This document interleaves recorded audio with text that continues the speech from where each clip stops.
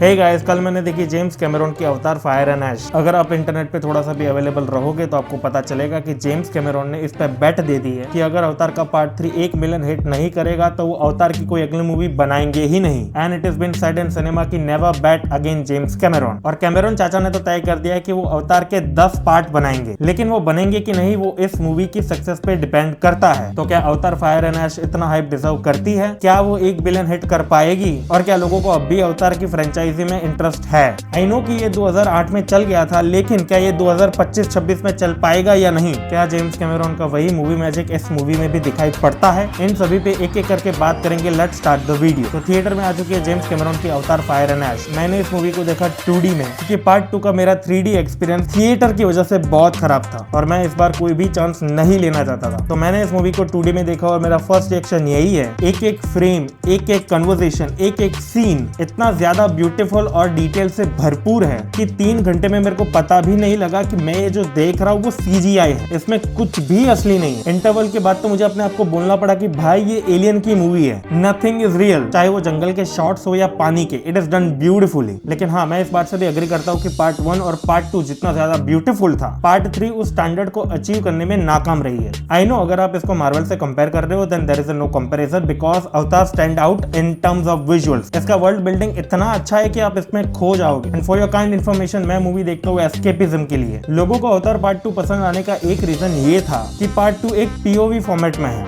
वहां पे आप सभी चीजों को एक्सप्लोर कर रहे हो, आप सीख रहे हो, आप दुनिया के बारे में जान रहे हो। And this is very good way to engage the audience. यही सेम चीज पहले और दूसरे पार्ट में हुई थी, but in third part it is missing. I know कि आपने वर्ल्ड को इतना ज्यादा इंट्रोड्यूस कर दिया है कि अब कुछ बचता नहीं है। और एक और चीज जो मैंने ध्यान में रखी वो था इसका ठहराव। सेकंड पार्ट में आप हर एक सीन को ठहराव से दिखाते थे, बट पार्ट 3 कंप्लीटली भागती है। जैसे पार्ट 2 में बहुत सारा स्पेस था आपको दुनिया समझने के लिए, पार्ट 3 में ऐसा कुछ भी नहीं है। इट लुक्स लाइक बहुत सारे इवेंट को ड्रॉ करा गया है और उसको एक के बाद एक मीट करते जा रहे हैं। And that is the only reason movie feel soulless. जो इमोशन आपको पार्ट 1 और पार्ट 2 में दिखा था वो यहाँ पे मिसिंग है। Specially when you talk about action sequence, part 1 और पार्ट 2 ने जो स्टैंडर्ड सेट किया था, पार्ट 3 उसी एक्शन सीन का विक्टिम बन चुका है क्योंकि वो इसको मीट नहीं कर पाया। And that is the only reason why people feel disappointed, क्योंकि पार्ट 1 यहाँ पे था, पार्ट 2 यहाँ पे और पार्ट 3 यहाँ पे। It is almost half of part 1, क्योंकि पार्ट 1 और 2 में जो एक्साइटमेंट क्रिएट किया था, जो थ्रिल क्रिएट किया था, वो यहाँ पे फील नहीं होता। एक और चीज जो मैंने नोटिस करी वो थी इसकी स्टोरी लाइन। देखो ये चीज मैं अपने दिल पे पत्थर रख के कह रहा हूँ, जेम्स कैमरॉन भी अभी टेम्पलेट बेस्ड मूवी ही बना रहा है। वही चीज इसने पार्ट 1, पार्ट 2 और पार्ट 3 तीनों में की है। ये पार्ट 1 और 2 में अच्छा लगता है because you are exploring the world, लेकिन आप पेंडोरा को इतने अच्छे से जान चुके हो कि पार्ट 3 में वो स्कोप नहीं बचता। इवन अगर आप पार्ट 2 की बात करें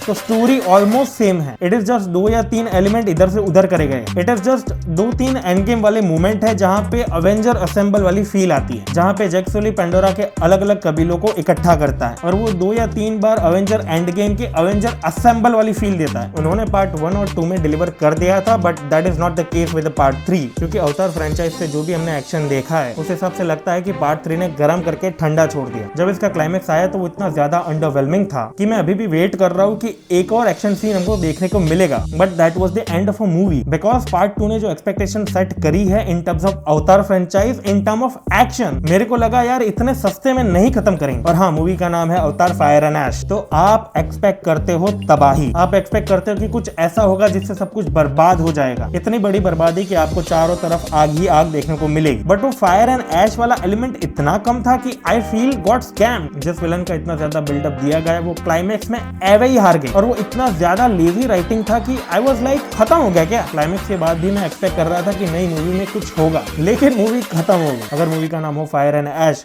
तो मैं एक्सपेक्ट करता हूँ कि कुछ बहुत भयानक होगा, लेकिन जो भी स्क्रीन में होता है वो हम पार्ट 1 और पार्ट 2 में देख चुके हैं। और जैसा मैंने बोला कि जेम्स कैमरॉन ने टेम्पलेट क्रैक कर ली है। अगर आप टेम्पलेट के पैटर्न को रीड करो तो तीनों मूवी में एक ही जैसी स्टोरी है। पहले हीरो हारता है, उसके बाद इमोशनल BGM बजते हैं, उसके बाद अवेंजर एंड गेम वाले एलिमेंट कि सारे कबीले एक हो गए, अब जिसको आना है आ जाओ। ऐसा नहीं है कि मूवी बिल्कुल भी खराब है, इट इज जस्ट आप जो जेम्स कैमरॉन से एक्सपेक्ट कर रहे हो वो डिलीवर नहीं होता। विजुअल्स की बात करें तो इसमें जो भी शॉट्स दिखाए गए हैं, जितने ब्यूटीफुल ब्यूटीफुल दिखाए गए। It is so rich in a detail कि आपको लगता है कि मार्वल तू क्या है। अगर मूवी के टोन की बात करूं तो ये वैसा ही फील होता है जैसा मार्वल के लास्ट फेज में था। It has a very good build up but it is under sound. और हाँ, एक बात माननी पड़ेगी कि जितने भी ओशन से रिलेटेड शॉट्स हैं वो इतने ज्यादा बेहतरीन है कि आपको ओशन पे जाने का मन कर जाएगा। और इसके वीएफएक्स इतने अच्छे हैं कि जब भी एक क्लोजअप शॉट होता है उसकी डिटेलिंग इतने अच्छे से करी गई है कि आपको फील ही नहीं होता कि ये सीजीआई है। और जैसा कि मैंने बोला, इसका स्क्रीन प्ले बहुत बढ़िया है, लेकिन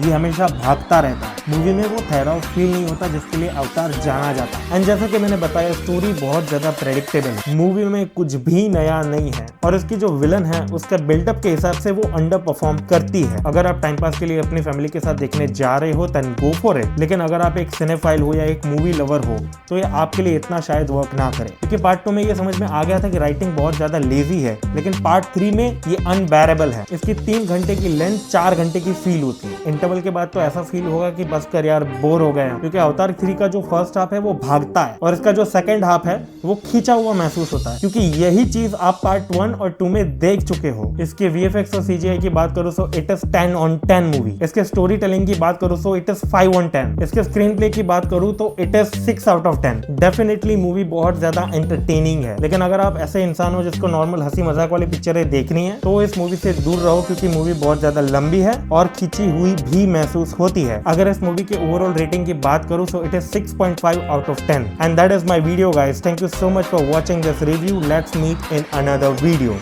Thank you.